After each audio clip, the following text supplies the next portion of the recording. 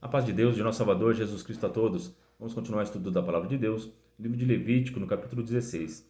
Hoje vamos concluir o capítulo e os assuntos do vídeo de hoje serão incenso aromático, que o Arão acendia para fazer uma nuvem no Santo dos Santos, para que nosso Deus descesse em cima do propiciatório. O que simboliza isso para a nossa igreja hoje, né?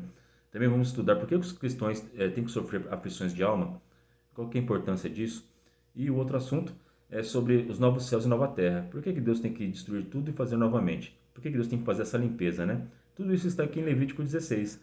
Então vamos ler com a ajuda de Deus, aqui do seu bom Espírito, em nome de São Jesus. Verso 12. Tomará também o incensário cheio das brasas de fogo do altar de diante do Senhor, os seus punhos cheios de incenso aromático moído, e o meterá dentro do véu. E porá o incenso sobre o fogo perante o Senhor, e a nuvem do incenso cobrirá o propiciatório, que está sobre o testemunho, para que não morra. Olha só a advertência que Deus fez a Arão.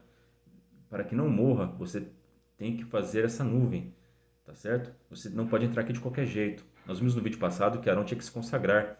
Ele tinha que lavar o seu corpo, que simboliza o batismo, e vestir vestes novas, brancas de linho, né? Que simboliza a mudança de atitude. Nascer de novo, como o nosso Senhor Jesus Cristo nos ensinou, né? Nós devemos o servir em espírito e em verdade, com mudança de atitude, nova criatura, né? Então, após Arão se consagrar, ele levava o incenso aromático e fazia essa nuvem para que Deus descesse, né? Da mesma forma, nosso Senhor Jesus Cristo, ele vai descer sobre as nuvens para buscar a sua igreja. E aqueles que se consagraram, como Arão fez, subirão com ele nas nuvens, serão arrebatados, terão seus corpos transformados e serão santificados por Deus e por Jesus Cristo. Mas aqueles que ficarem sofrerão juízo e Deus vai vir limpar essa terra, né? E vai ser limpo com fogo. Deus vai derramar as taças da ira de Deus e quem ficar aqui vai sofrer bastante e vai sofrer a segunda morte, né? Então, busquem se consagrar, busquem santidade, para que quando Jesus Cristo voltar, vocês estejam preparados, consagrados a Deus, para que vocês possam subir com Ele às nuvens, para participar das bodas do Cordeiro e farão festa no céu, tá bom?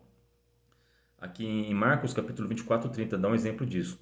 Então aparecerá no céu o sinal do Filho do Homem, e todas as tribos da terra se lamentarão, e verão o Filho do Homem vindo sobre as nuvens do céu com poder e grande glória. Glória a Deus. Então aqueles que não se prepararam, né, eles lamentarão, vão ficar tristes com a volta de Cristo. Mas aqueles que se prepararam vão subir aos céus e viverão eternamente debaixo da proteção divina. E lá não terá fome, sede, e Deus enxugará de nós toda lágrima, né? Vai ser uma bênção, né? Glória a Deus. Então desejem isso, né? Desejem o reino de Deus.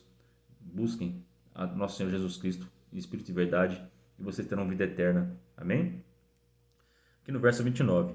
E isto será por estatuto perpétuo. No 7º mês, ao 10º do mês, afligireis a vossa alma, e nenhuma obra fareis, nem o natural, nem o estrangeiro, que peregrina entre nós.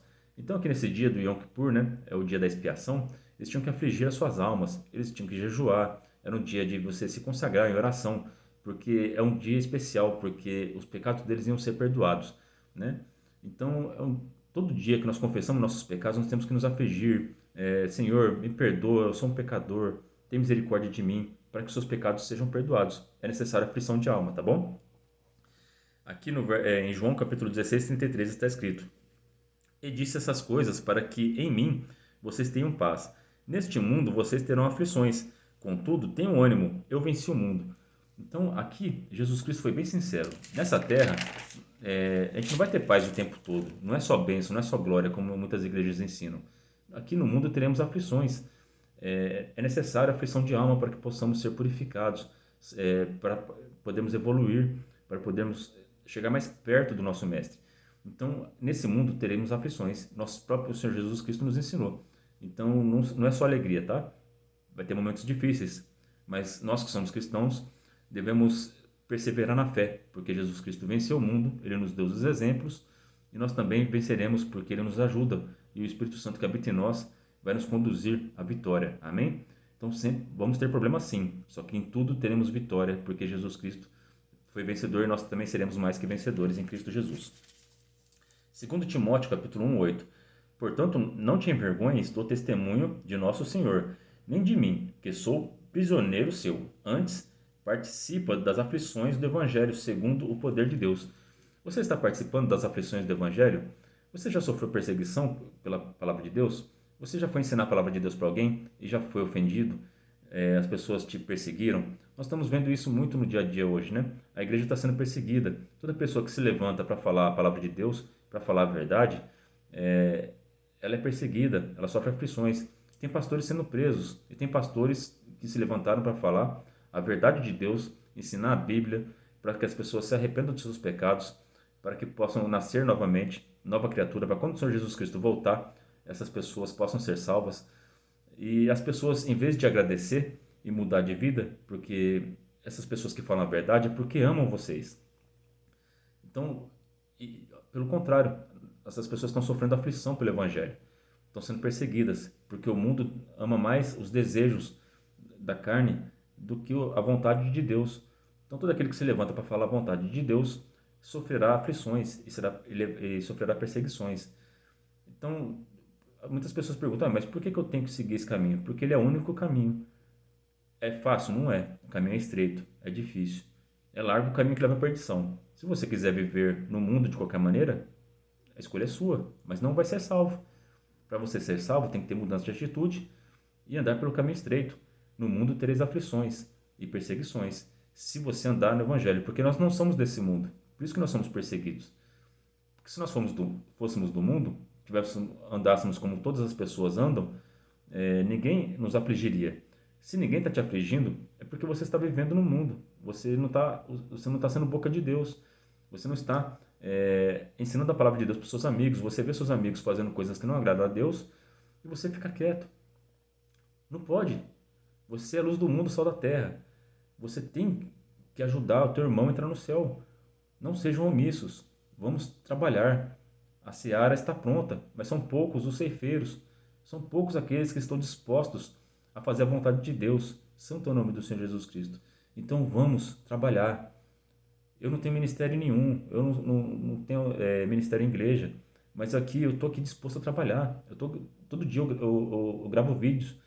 Eu estudo a palavra de Deus para poder levar salvação a todos aqueles que creem. Eu não tenho poder para salvar ninguém, mas a palavra de Deus tem. E eu creio na palavra de Deus. E eu creio que ela é poderosa para alcançar todos aqueles que estão escutando esse vídeo. Então, abram o coração de vocês para o Evangelho e vamos ter mudança de atitude, tá bom? E vocês que estão pregando o Evangelho, não desanimem. Jesus Cristo venceu o mundo. Vocês também vão vencer, tá bom? É necessário passarmos por essas aflições, porque Jesus Cristo veio e passou. E ele venceu. E nós também seremos vencedores. Vamos conseguir vencer também, tá? Não desanimem. Em Lucas capítulo 9, verso 23, Jesus dizia a todos: se alguém quiser acompanhar-me, negue-se a si mesmo. Tome diariamente a sua cruz e siga-me. Tome diariamente a sua cruz. Todo dia nós temos que carregar a cruz. Todo dia tem problema. Tem aquela frase, né? Nós temos que matar um leão por dia, né? Santo Deus. Verdade isso. Todo dia tem problema, todo dia tem dificuldade. Mas aquele que crê em Jesus Cristo é mais que vencedor em todas elas. Nós enfrentamos de frente. Os covardes não vão entrar no reino do céu. Os preguiçosos também não vão entrar no reino do céu. Mas os corajosos e os que estão sempre dispostos a fazer o seu melhor para Deus e para o teu próximo, esses vão entrar no reino de Deus, tá bom? Então vamos nos esforçar, carregue sua cruz. Até essa passagem aqui me fez lembrar do que aconteceu com a gente, com a minha família. Eu estava fazendo aqui um culto aqui em casa, com a minha família, e na oração, a minha filhinha, a Suzana, Deus deu uma revelação para ela, deu uma visão para ela. Ela viu a minha esposa carregando uma cruz bem pesada e que ela estava bastante dificuldade de carregar aquela cruz, né? E minha filha viu isso. Aí na palavra, veio a palavra para mim falar, né? Aí eu preguei para minha família, né? Olha, minha filha viu minha esposa carregando uma cruz. Da mesma maneira que Jesus Cristo carregou uma cruz pesada e teve um momento que ele não suportou e caiu, Deus vai enviar alguém para te ajudar e você vai conseguir carregar a tua cruz e vai cumprir sua missão. E acabou esse culto. Eu não entendi direito o que ia acontecer, né? Mas eu sabia que tinha sido uma revelação de Deus para minha filha, né? E sabia que ia acontecer alguma coisa e que minha esposa ia passar por alguma dificuldade, né? Aí eu tenho um filhinho pequeno, né? E ele pegou uma enfermidade, bronquiolite, né? Deu essa enfermidade no pulmãozinho dele e foi uma bronquiolite aguda, então foi bem forte e ele precisou ficar internado. Então, logo após essa palavra que veio, né? Meu filhinho passou por isso. E são testes que a gente passa na nossa vida. Vocês creem nesses testes? O, o inimigo, ele acusou, Deus falou de Jó para o inimigo falou, se você dá tudo para ele, por isso que ele te serve. Mas deixa eu tirar as coisas dele para ver se ele não blasfema, né? E Deus permitiu. E o inimigo tirou tudo de Jó. E Jó não negou. Ele carregou a cruz e passou no teste. Glória a Deus. O inimigo também pediu para cirandar o Pedro, para castigar o Pedro. Aí Jesus Cristo intercedeu por ele, para ele não ter que passar por aquilo. Mas depois a gente viu que Pedro, depois mais para frente, ele passou por aflições também. Foi preso, apanhou por Cristo e teve morte de cruz também. Então, nesse mundo teremos aflições, não vai ser fácil, tá certo? Aí meu filhinho ficou internado e teve que ficar 10 dias internado. Minha esposa dormiu lá durante 9 dias. Eu fiquei uma noite só lá, eu fiquei quebrado. Imagina minha esposa dormiu 9 noites lá. Olha que cruz pesada que ela carregou, né? E a gente vendo o nosso filhinho daquele jeito lá. Aí eu ia lá de dia, lá na hora do almoço, para ela ir almoçar, para ela tomar banho. E quando eu tinha folga no serviço, eu ia lá para ela descansar um pouco. Mas ela dormiu lá 9 noites.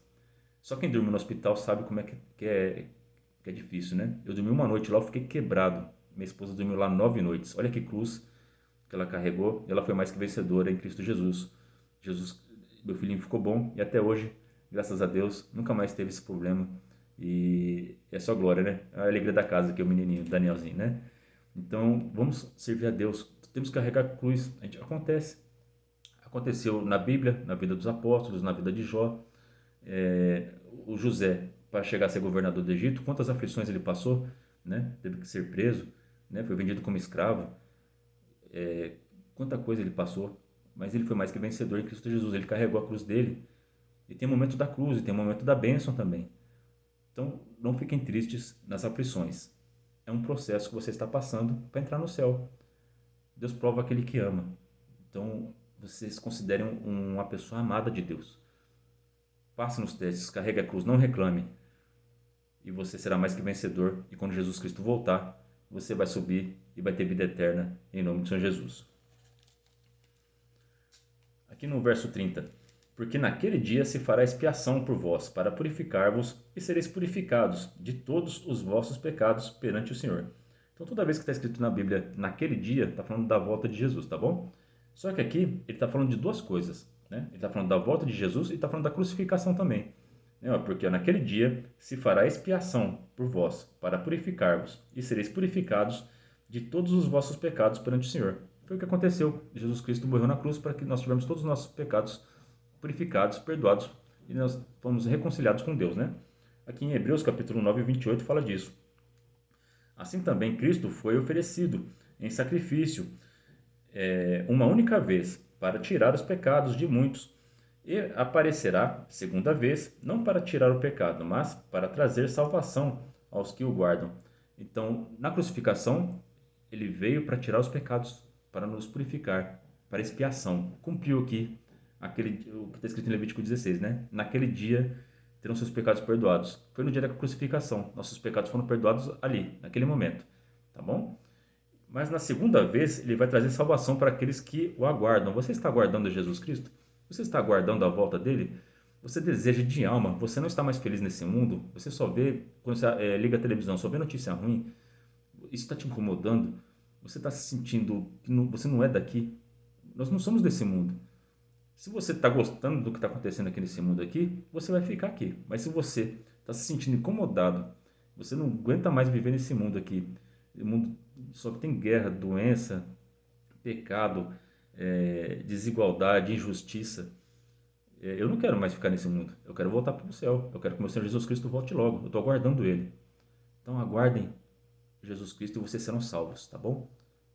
Aquele que não estiver aguardando, vai acontecer que vai falar no próximo verso aqui. No verso 32.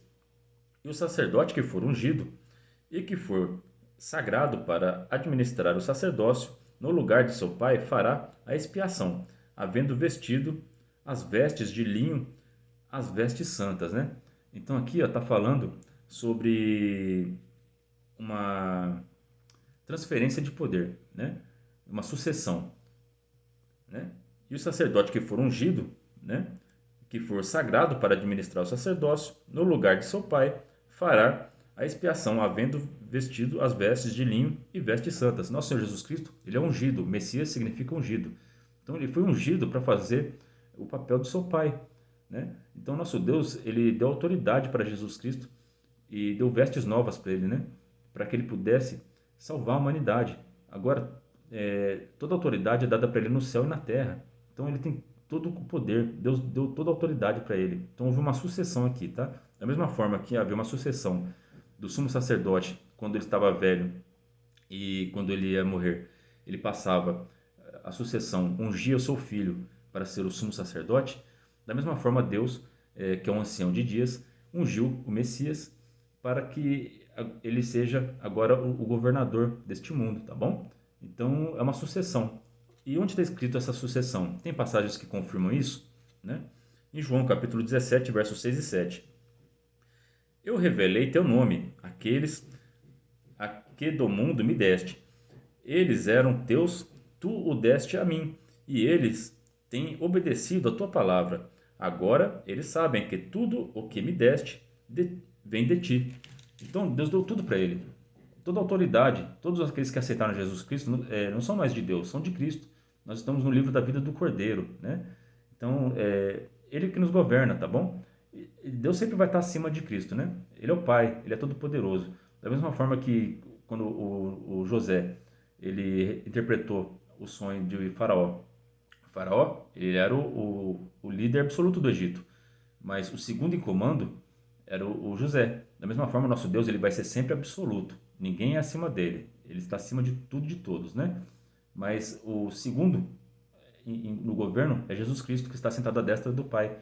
E ele faz a vontade do Pai, né? Toda a autoridade foi dada a ele. José também, toda a autoridade foi dada a ele. Ele tinha o anel do faraó, né? E o nosso Senhor Jesus Cristo tem toda a autoridade. Todo o poder foi dado a ele. Acima dele, só Deus. Da mesma forma que o José, acima dele, só o faraó. Todos estão entendendo a sucessão, como que funciona? Outra passagem que fala sobre a sucessão. Mateus capítulo 28, verso 18 e 20. Jesus, aproximando-se, falou-lhes, dizendo, toda a autoridade me foi dada no céu e na terra. O próprio Jesus Cristo confirmando que toda a autoridade foi dada pelo Pai a ele, tanto no céu como na terra, né? Então agora vamos estudar sobre novos céus e nova terra, tá? Verso 33. Assim espiará o santo santuário, também espiará a tenda da congregação, e o altar semelhante fará expiação pelos sacerdotes e por todo o povo da congregação. Olha que interessante, né? Assim espiará o santo santuário, também espiará a tenda da congregação. Por que tem que fazer expiação sobre o santo santuário e a tenda da congregação? Primeiro que eles não são pessoas, né? Era um lugar, né? Eram os itens, tinha que fazer expiação pelos itens, né? Pelo altar, pela tenda da congregação, pelo santo dos santos, pela mesa do propiciatório. Eles tinham que santificar os itens, né? O lugar. E como assim? Se o lugar é santo, não tem pecado ali, né? Que pecado que habita ali para ser expiado o pecado ali, né? Então, como que funciona isso? Então, o santuário, o santo dos santos, o tabernáculo, ele simboliza o céu, tá? No céu, tem alguma coisa lá de errado, tem alguma coisa lá de pecado para que seja expiado, né? O que tem lá que está sujando o santuário? Aqui, no caso do tabernáculo, o que sujava o santuário eram os pecados do povo de Israel. Toda vez que havia transferência de culpa para o animal e que era sacrificado no altar, contaminava o santuário. E também tinha aqueles pecados que eles não confessavam, que era necessário ser expiados também, né? Então, os pecados que eles confessavam eram perdoados, né? Que era transferido para os animais. Mas aqueles animais, aqueles pecados que eles não sabiam que era pecado e continuavam fazendo aquele pecado, tinha que ser expiado. No céu também, todos os nossos pecados, eles são levados para lá. Tem um acusador que nos acusa de dia e de noite. Ele pega os nossos pecados, ele leva até o Altíssimo e nos acusa. E isso contamina o céu. E é necessário fazer uma expiação lá. Por isso que é necessário fazer novos céus. Porque tem um ser lá que está contaminando o santuário de Deus. Mas ele vai ser tirado de lá, né? Está escrito aqui, ó, em Apocalipse capítulo 12, verso 10. E ouvi uma grande voz no céu que dizia, agora chegada está a salvação, e a força e o reino do nosso Deus, e o poder do seu Cristo, porque já o acusador de nossos irmãos é derribado, o qual diante do nosso Deus os acusa de dia e de noite. Então, de dia e de noite, o inimigo está lá, levando todos os seus pecados e nos acusando diante de Deus.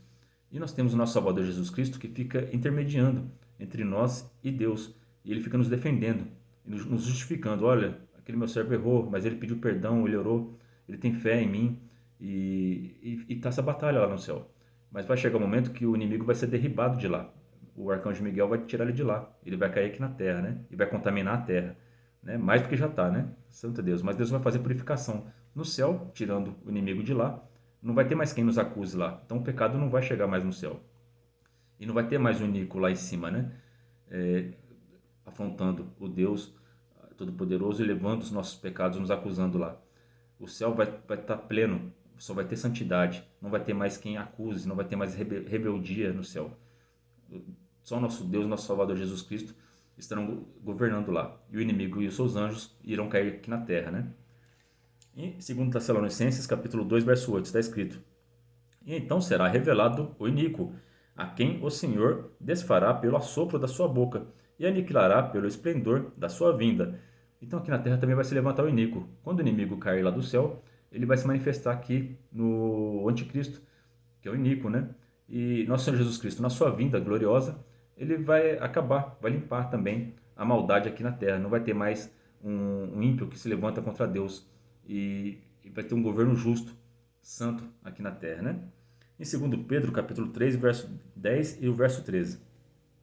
Mas o dia do Senhor virá como um ladrão de noite, no qual os céus passarão com grande estrondo, e os elementos ardendo se desfarão, e a terra e as obras que nela há se queimarão. Mas nós, segundo a sua promessa, aguardamos novos céus e nova terra, em que habita a justiça. Glória a Deus. Então Deus vai acabar com toda a injustiça, com todo o pecado, com todas as coisas ruins que estão aqui na terra. Deus vai destruir tudo com fogo. Deus vai fazer um novo céu, porque esse céu ele vai ser aberto, ele vai se desenrolar como um rolo, né? Então ele vai ser desfeito e vai ser feito um novo céu. E também aqui a terra vai ser consumida pelo fogo. Todas as obras, todas as iniquidades, toda a cultura humana, aquilo que desagradou a Deus vai ser destruído e se fará um novo céus e nova terra. E aqui, como Pedro falou, né?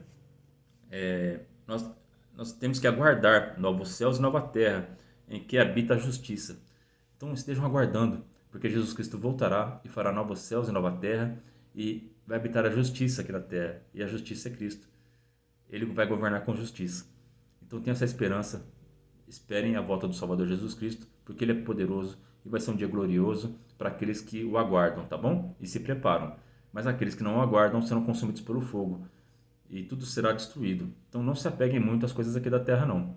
Enquanto nós estamos aqui, devemos lutar pelos nossos sonhos profissionais, acadêmicos, tudo. Não desistam dos seus sonhos, mas não se apegue, não coloque muito amor nessas coisas. Coloque o teu amor, a tua adoração em Deus. Espera nele, tá? Busque o reino dos céus e a sua justiça, e o resto será acrescentado. Essa é a palavra para nós hoje. Deus abençoe a vida de todos vocês. Ore a Deus por mim e pela minha família. Deus seja eternamente louvado. Em nome do Salvador Jesus Cristo.